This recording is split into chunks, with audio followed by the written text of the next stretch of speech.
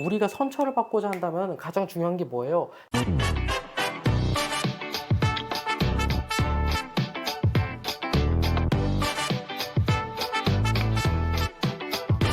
반갑습니다. 법률사무소 니케에서 가장 자랑하고 있는 내용 중에 하나가 진짜 양형자료를 만들어 드리겠다라고 하는 건데, 많은 사람들이 진짜 양형자료가 뭔지에 대해서 되게 많이 궁금해 하세요. 근데 이 부분에 대해서는 사실 저희가 구체적으로 영상으로 한 번도 촬영하지 않았었는데, 오늘은 간단하게 제목 정도만이라도 좀 알려드리고자 이런 영상을 촬영하게 되었습니다.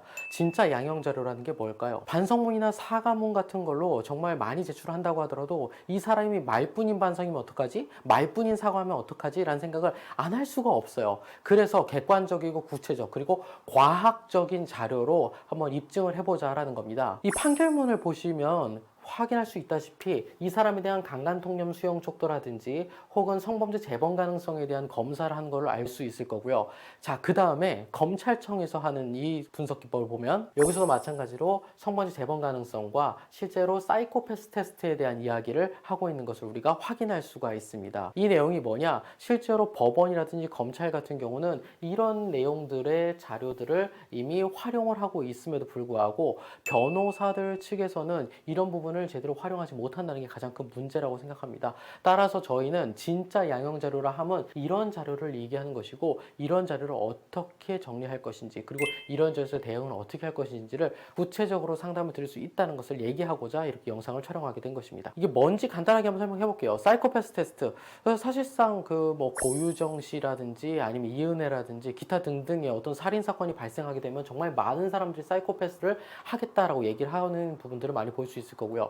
어떤 남성이 되게 폭력적인 모습을 보였다, 가정폭력을 했다, 상해를 했다, 아니면은 뭐 강도를 뭔가 하려고 했었다라고 하면 이 사람에 대한 원래 폭력성이 있었는지 여부를 확인을 하는 경우가 많습니다. 그런데 실제로 사이코패스나 폭력성은 정말 의미가 없는데도 불구하고 이 사람이 꼭 어떤 범죄를 저지를 때마다 나오는 게 뭐다? 음주다. 그러면 이 사람이 혹시 음주 사용에 대한 어떤 장애가 있는지 여부를 또 별도로 체크하는 기법도 있다고 생각하시면 될 것 같습니다. 그리고 성범죄 같은 경우는 강간인에 대한 통념 수용 촉도를 확인하거나 성범죄 재범 가능성을 척도를 체크를 한다든지 혹은 일탈 가능성에 대한 체크를 한다든지 등등의 정말 많은 방식으로 체크를 하고 객관적인 과학적인 자료들을 제출하게 되는데요. 이런 부분에 대해서 실제로 좀 알고 정확하게 대응을 할 수 있도록 준비를 하고 들어가는 게 맞지 않을까 싶어서 이런 영상을 촬영하게 된 것입니다.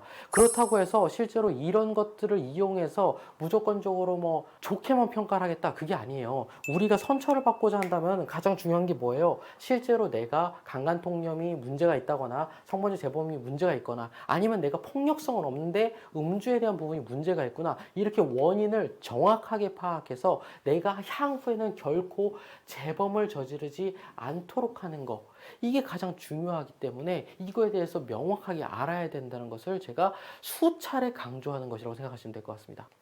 오늘은 이처럼 객관적인 구체적인 자료가 도대체 진짜 양형 자료가 무엇인지 간단하게 한번 말씀을 드렸습니다.